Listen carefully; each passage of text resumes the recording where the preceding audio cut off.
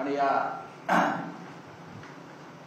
मालवण शहरात जमलेले तालुक्यातील सर्व शिवसेनेचे कार्यकर्ते, खरं म्हणजे आजचा दिवस जो आहे, गेले काही दिवसापासून जे वातावरण या शहरात आणि महाराष्ट्रात निर्माण झालं आहे, त्याच्यामुळे उत्सव साजरा करावा असं वातावरणच राहिलं नाही.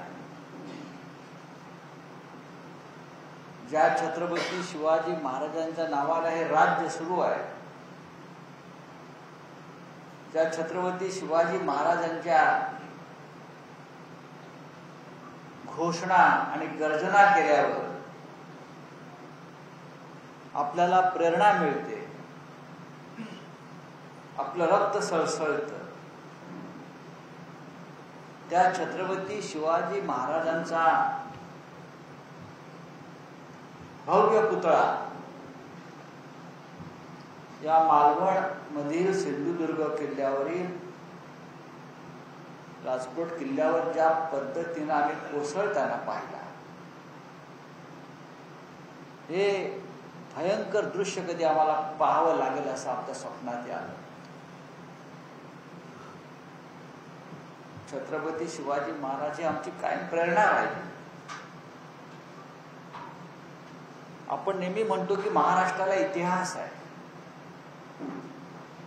महाराष्ट्राला इतिहास आहे आणि इतर सर्व राज्यांना फक्त भूगोल आहे. महाराष्ट्राला इतिहास आहे असं जेव्हा आपण म्हणतो, याचं कारण असं आहे की या महाराष्ट्रात छत्रपती शिवाजी महाराज जन्माला आहे. छत्रपती शिवाजी महाराज जन्माला आले म्हणून महाराष्ट्राला इतिहास निर्माण झाला. आणि छत्रपती शिवाजी महाराज बाजूच्या गुजरात राज्यात का नाही जन्माला आले, ते महाराष्ट्रातच का जन्माला आले? याचं कारण महाराष्ट्र ही मर्दांची भूमी. ज्या महाराष्ट्राने जे मावळे निर्माण केले निष्ठावान, ते छत्रपती शिवाजी महाराजांबरोबर राहिले, लढले, त्यांनी या महाराष्ट्र सह्याद्री इतकाच बुलंद केला. हा महाराष्ट्र जो निर्माण झाला, घडला, प्रत्येक लढ्यामध्ये महाराष्ट्राच्या, मग संयुक्त महाराष्ट्राचा लढा असेल, हा महाराष्ट्र निर्माण होत असताना सुद्धा आपण छत्रपती शिवाजी महाराजांच्या नावाने घोषणा देत होतो. स्वातंत्र्याच्या लढ्यामध्ये सुद्धा हा देश स्वतंत्र होण्यासाठी जो लढा निर्माण झाला, त्यावेळेला सुद्धा लोकांनी एकत्र यावं, एकजूट निर्माण व्हावी आणि इंग्रजांविरुद्ध लढण्याची प्रेरणा मिळावी म्हणून लोकमान्य टिळकांनी सुद्धा छत्रपती शिवाजी महाराजांच्या नावाचाच वापर केला. शिवजयंती सार्वजनिक पद्धतीने साजरी केली आणि त्यानंतर लोक एकत्र यायला सुरुवात झाली. हा शिवनामाचा महिमा आहे. बाळासाहेब ठाकरेंनी, माननीय हिंदुहृदय सम्राटांनी शिवसेना स्थापन केली. एक संघटना मराठी माणसाची भक्कम असावी, ज्याच्यामुळे मराठी माणूस जात पात उपजात पोटजात विसरून एकत्र येईल, अशी जेव्हा संघटना निर्माण करण्याचा विचार मांडला, तेव्हा त्या संघटनेचं नाव सुद्धा त्यांनी छत्रपती शिवाजी महाराजांच्याच नावाला म्हणजे शिवसेना असं केलं. आणि ही शिवसेना नंतर महाराष्ट्राची रक्षक बनली. त्या छत्रपती शिवाजी महाराजांच्या संदर्भात जे दृश्य आम्ही पाहिलं परवा मालवणात, त्याची वेदना ही कधीच दूर होणारी नाही.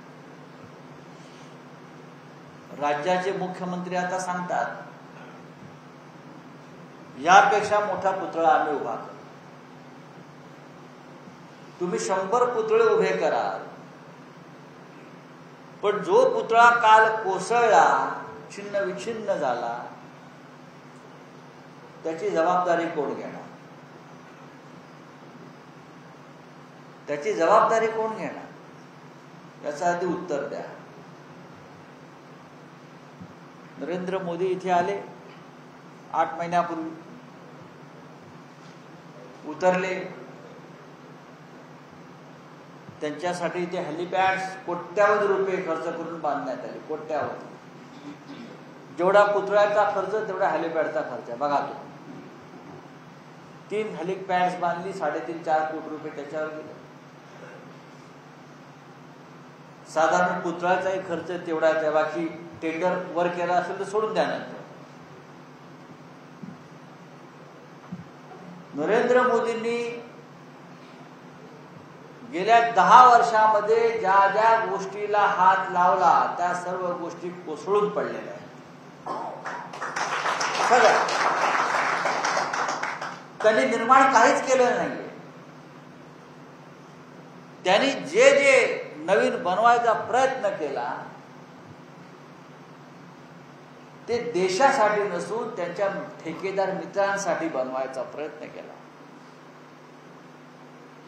ती प्रत्येक गोष्ट त्यांनी ज्या गोष्टीला हात लावला, आम्ही म्हणतो एखादा माणसाचा परिसस्पर्श असतो, तो हात लावेल त्याचा परिस होतो, सोनं होतं. पण हे हात लावतात त्याची माती होते.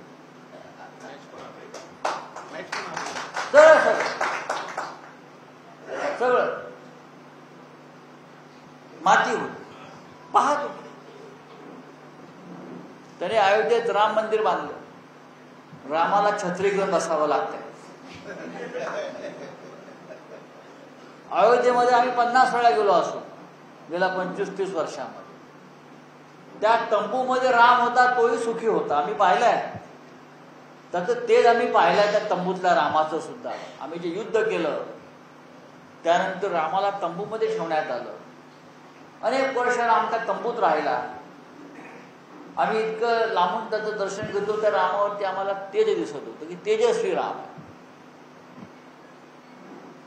पण मतांसाठी जेव्हा यांनी रामाचा वापर सुरू केला, मंदिर उभं केलं, मंदिराचा कितीतरी मोठा एक उत्सव केला,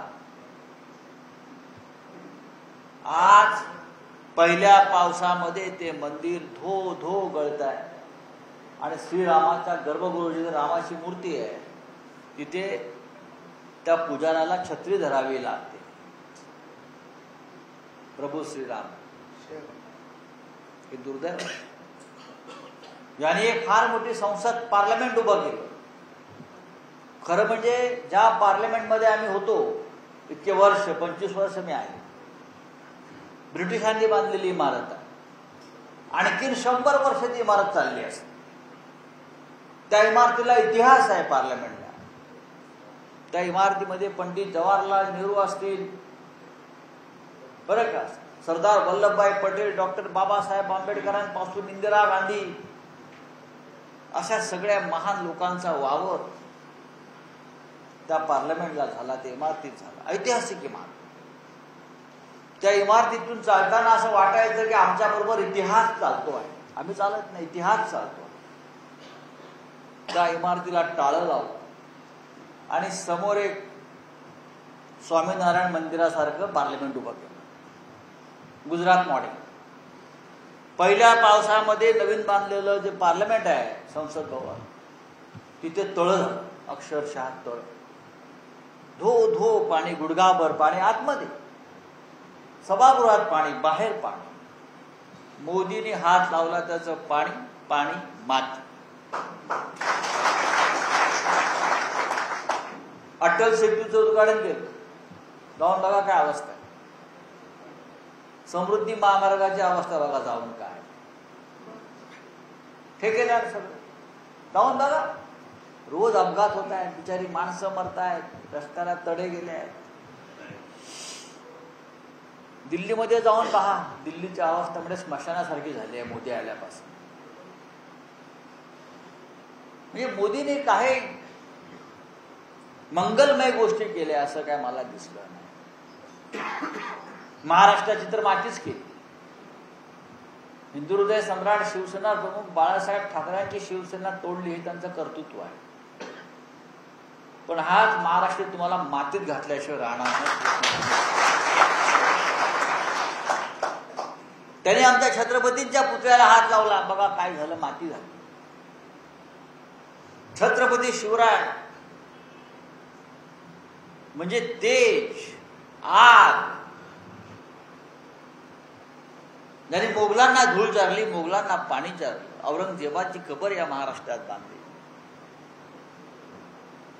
त्या छत्रपतींच्या पुतळ्याच्या अनावरणाला आले, छत्रपतींवरती भाषण ठोकले.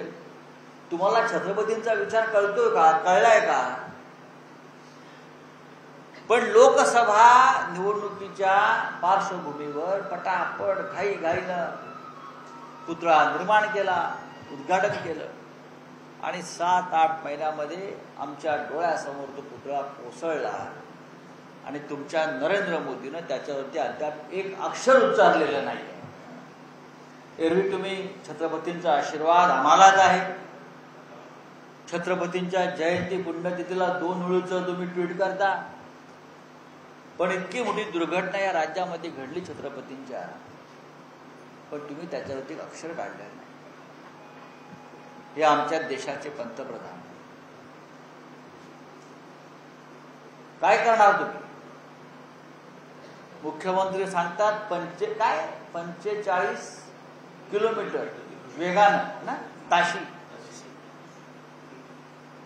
वारे वाहत होते. आम्ही का महाराष्ट्रानं वारे वादळ पाहिले नाही?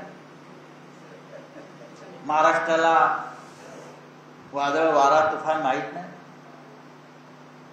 हा महाराष्ट्र तुफानातून निर्माण झालेला आहे.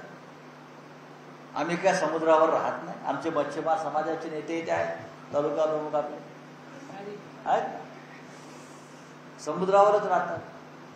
याच त्या काळातल्या मच्छीमारांनी या सिंधुदुर्ग किल्ल्यावर महाराजांचं मंदिर उभं केलेलं आहे. त्या काळात आम्हाला माहिती आहे. जपानमध्ये काल एक वादळ आले, जपानमध्ये टायफून नावाचं. 225 किलोमीटर ताशी वेगाने वारे वाहतात. 225 तासाला 225 किलोमीटर, आपलं 45. आजही जपान आणि टोकियो सुरक्षित आहे, एकही पुतळा पडलेला नाही. पण 45 किलोमीटर आमच्या मुख्यमंत्र्यांच्या हिशोबात वारे व्हायला लागले आणि छत्रपतींचा पुतळा पडला. हे कोणामुळे झालं? तर सगळ्यात आधी भारतीय नौदलावर त्याने खापर फोडलं. इंडियन नेव्ही, जी इंडियन नेव्ही भारताची रक्षण करते, त्यांच्यावरती खापर फोडलं. हे त्यांनी केलं, हे त्यांच्यामुळे घडलं. भारतीय नौदलावरती आरोप करणारा हा पहिला मुख्यमंत्री या देशाचा, स्वतंत्र हिंदुस्थानचा आणि मोदीचा राईट हँड मॅन. मोदीचा राईट हँड मॅन सध्या एकनाथ शिंदे, तो भारतीय नौदलावरती आरोप करतो. त्याला बरखास्त केलं पाहिजे की इंडियन नेव्हीने हा पुतळा बनवला आणि तो पुतळा पडला. आधी म्हणतो वाऱ्यामुळे पडला, मग म्हणतो इंडियन नेव्हीने काही चुका केल्या असतील. नट बोल्ट गंजले बरं का, ज्यांच्या डोक्याचे स्क्रू आहेत ना, नट बोल्ट, ते गंजलेले आहेत.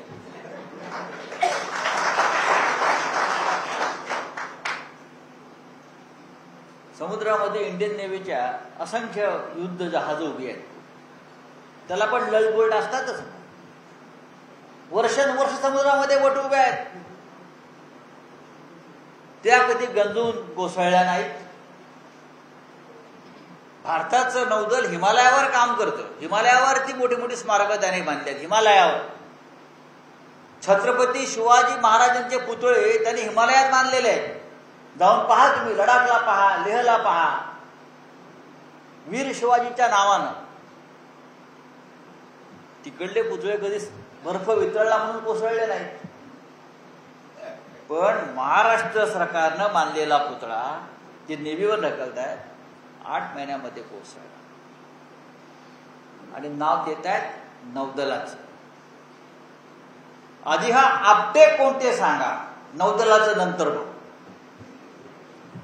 ज्याला तुम्ही ही पुतळा बनवण्याची सुपारी दिली, मी सुपारीच म्हणतो, कॉन्ट्रॅक्ट नाही, शिल्पकार शिल्प नाही, तुम्ही ही सुपारी दिली, ती कोणाच्या शिफारशीमुळे दिली? हा, बरोबर ना? गप्प आहेत मुख्यमंत्री. ही सुपारी जी आहे ठाण्यातच आहे ना सुपारी. हे आपापसात सुपाऱ्या खेळत असतात ठाण्यातल्या ठाण्यात. बाहेर यांची हिंमत नाही. मुख्यमंत्री पद जाऊ द्या, मग कळेल त्यांना ठाणे काय आहे. नौदलाला आपटेचं नाव सुचवलं कोणी?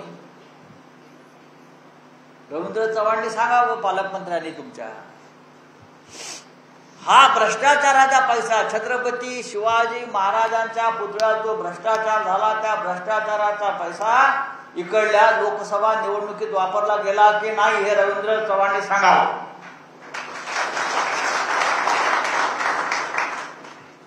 शिवसेनेचा पराभव करण्यासाठी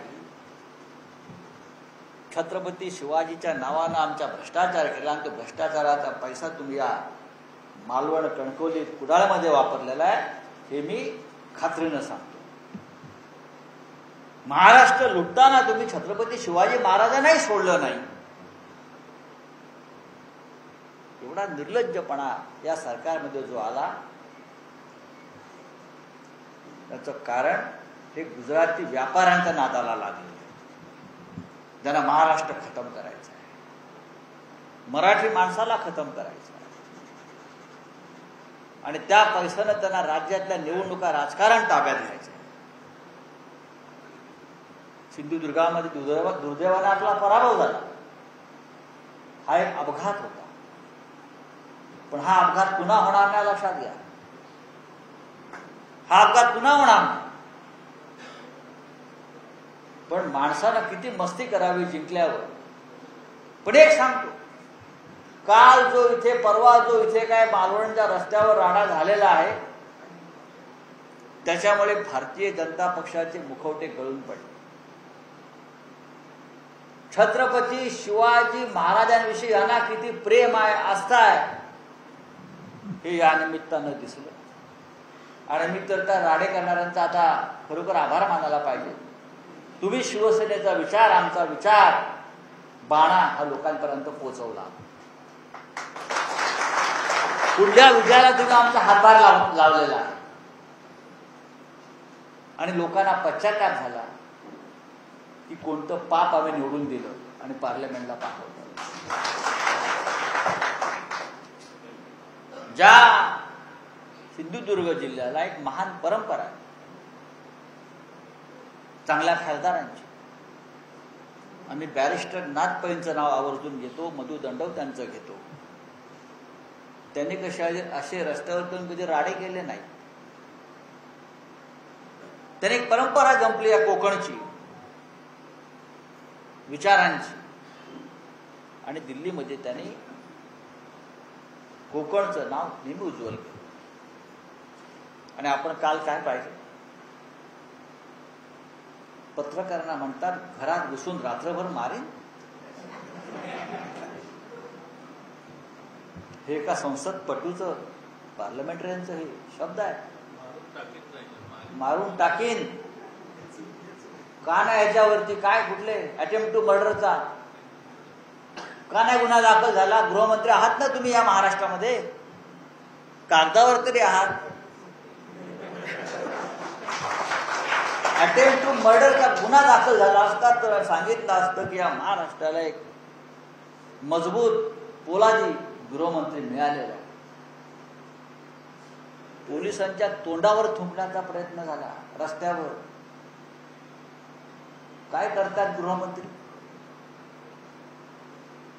रस्त्यावर पोलिसांना आव्हान दिलं जातं गुंडासारखं, अरे तू रे, तू कोण, आम्ही कोण?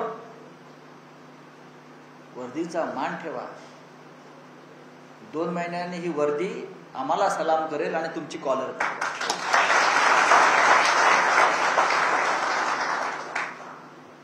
भाषा नाही, ही कोकणची संस्कृती नाही, असूच शकत नाही.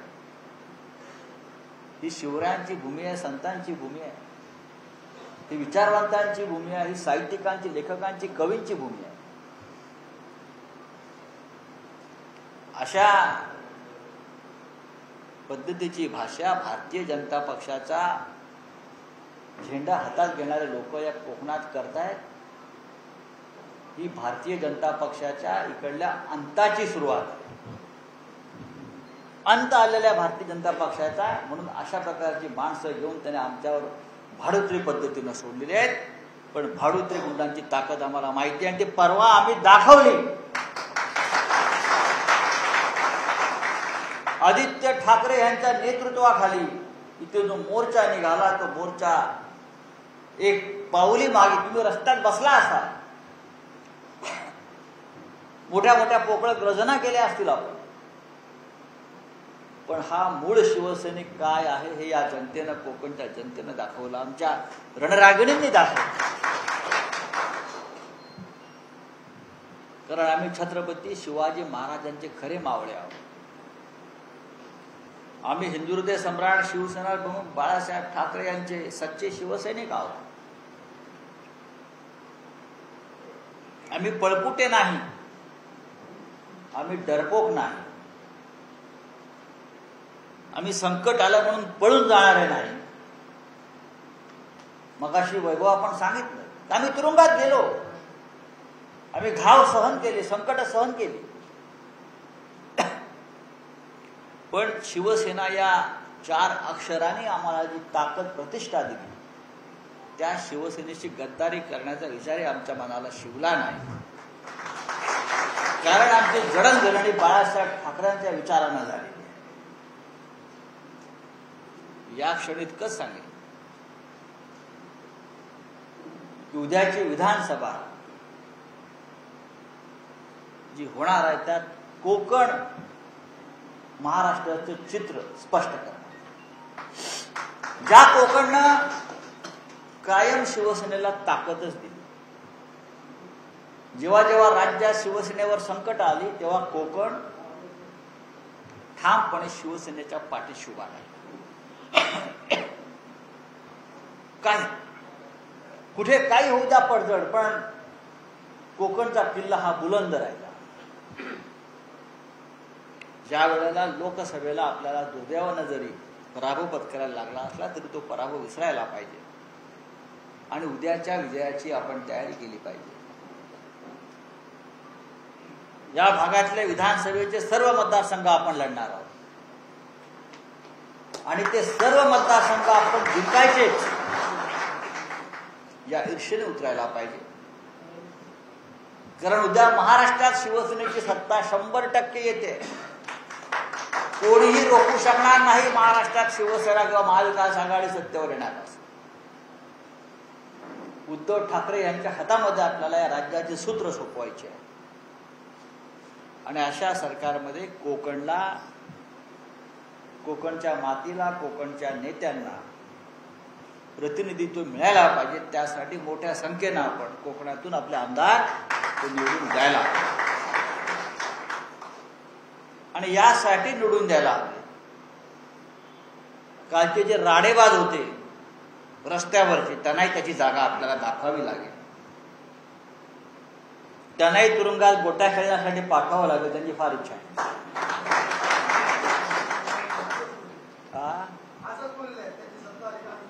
त्यांच्या गोट्यांकडे आमचं लक्ष असतं. मग त्यांनाही पटलेलं आहे की सत्ता येते ना, आम्हाला आमची पापं जी आहेत त्यासाठी तुरुंगात जावं लागेल, जावंच लागेल.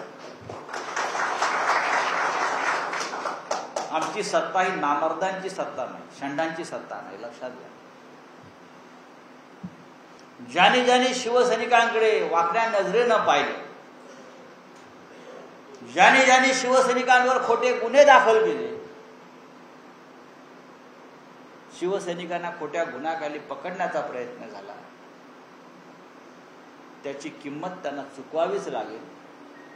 तरच आम्ही शिवसेनेचं आणि बाळासाहेब ठाकरेंचं नाव सांगू.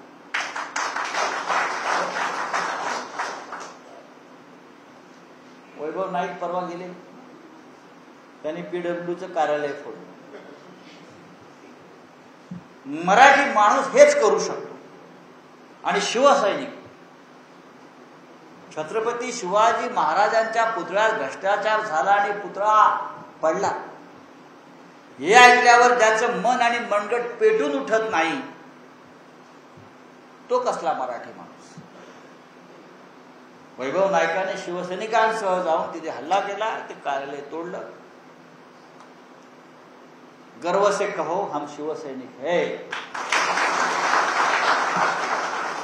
गर्व वाटेल असं शिवसेनेचं कार्य असायला पाहिजे. भ्रष्टाचाऱ्यांची पाठराखण करण्यापेक्षा, त्यांची दलाली करण्यापेक्षा, शिवरायांचा अपमान करणाऱ्यांच्या घराच्या कार्यालयाच्या काचा फुटल्या आणि महाराष्ट्राला एक संदेश दिला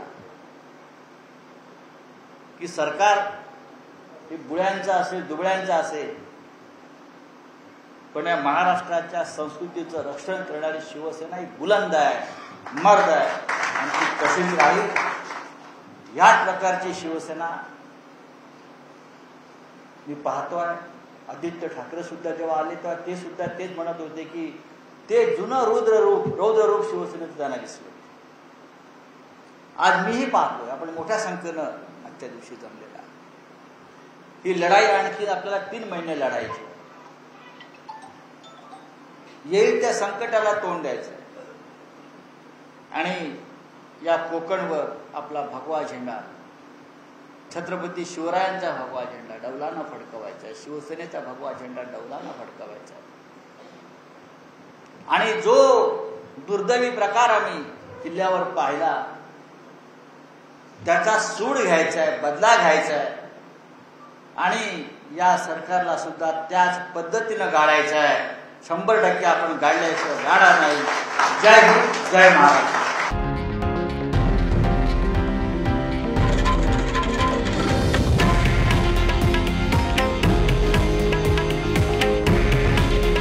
हे आहे देशातील नंबर 1 न्यूज नेटवर्क आणि आपण पाहत आहात TV9 मराठी. काळजी तुमची, हित महाराष्ट्राचं.